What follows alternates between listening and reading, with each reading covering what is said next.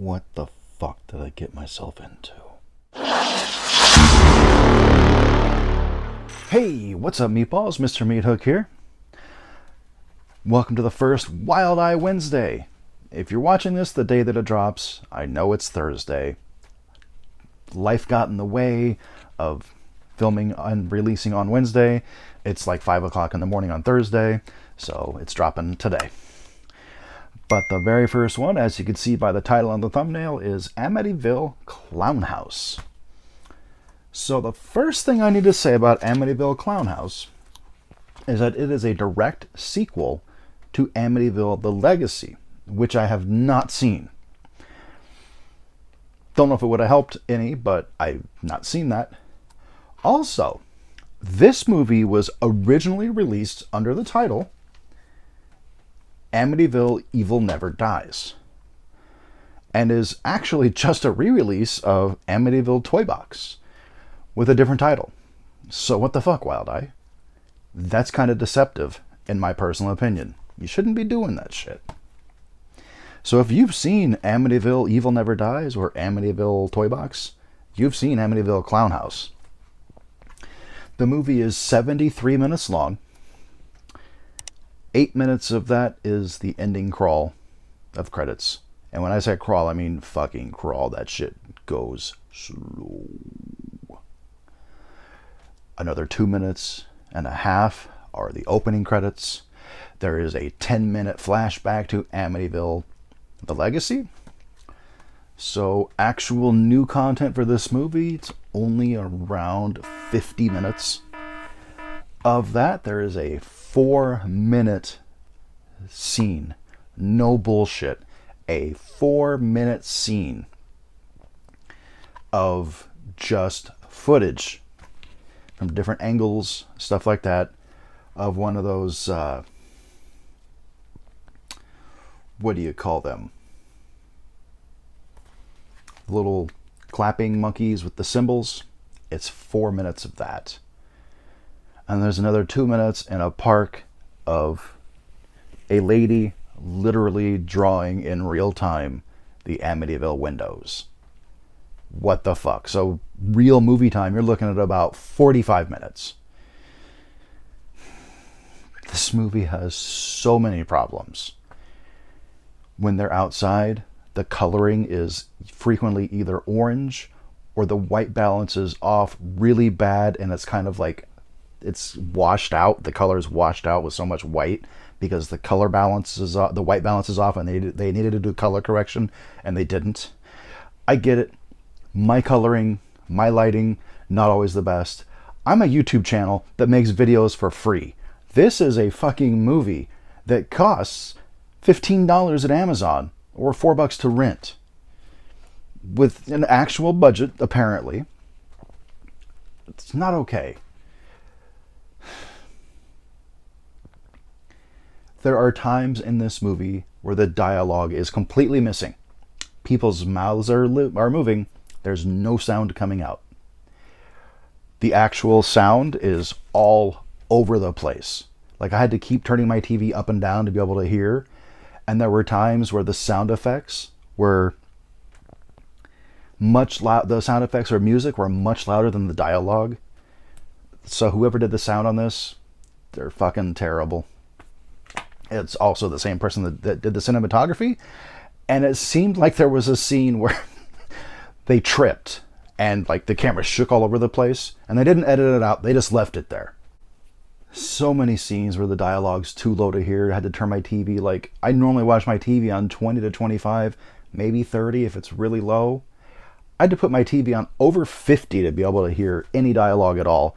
And then that was usually accompanied by a sound that was way too fucking loud and practically blew out my eardrums. Featured very prominently on the back is Mark Patton from Nightmare on Elm Street 2 and Scream, Queen, My Nightmare on Elm Street. It even says featuring Mark Patton. He's in it for like 90 seconds. So basically they're using his name to try to sell it to horror fans.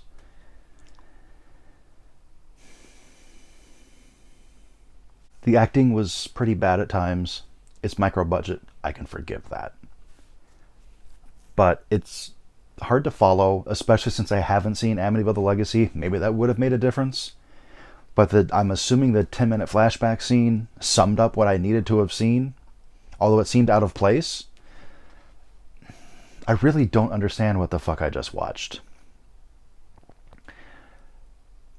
This is, out of the 17 Amityville movies that I've personally seen, absolutely the worst one. Amityville the Legacy has a much lower IMDb rating, so maybe I've dodged a bullet in not seeing that one. But this was fucking bad. And again, shame on Wild Eye for putting this out with a different fucking name. Now I know why I couldn't find an IMDb page for it. Because, yeah, there's not one, because it's not Amityville Clownhouse, it's Amityville the Legacy, aka Amityville Evil Never Dies, aka Amityville Clownhouse. Fuck this movie. I'm not gonna tell you not to watch it. If you have to see everything Mark Patton is in, which isn't much because he retired for like 30 years, but if you have to see everything that he's in, or if you have to watch everything Dustin Ferguson has directed, or if you have to watch everything with Amityville on the name, go ahead and watch it. I don't personally recommend it. If I had to give this a rating, I mean, it's not the worst thing I've ever seen. It's not the worst Wild Eye release that I've ever seen. There's a couple bits, and I mean bits because... Oh, also, wanted to throw this out there. At the very beginning, I'm confused because there's a family having a birthday party. And the kids, who were supposed to be like 18, and then judging by the number of candles on the cake, like 11, were clearly well into their 20s. Possibly even 30s. There's a couple bits of okay gore in this. One scene was so ridiculous it made me chuckle a little bit. So, I mean, I guess out of a 10, I would give this like a 2. It's not as bad as Ouija Shark, and even that's not the worst thing I've seen. So there's definitely worse movies out there. But personally, I'm going to recommend that you skip this one. Amityville Clownhouse, 2 stars. Fuck this movie. Glad I didn't pay for it. Wild Eye, thank you for sending it to me, but shame on you for the blatant, people love clown movies right now, so shame on you for blatantly repackaging another movie as this when it's not that. So fuck you for that. But yeah.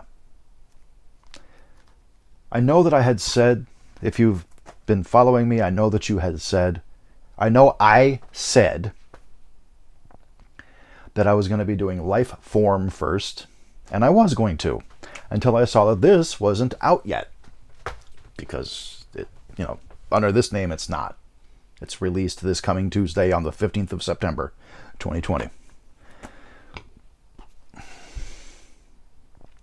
Turns out I could have waited, because it's been out for years. It's from like 2016.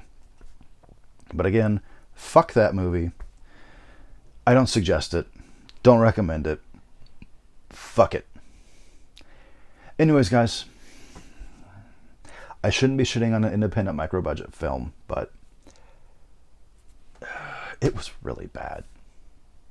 Really, really bad. Like,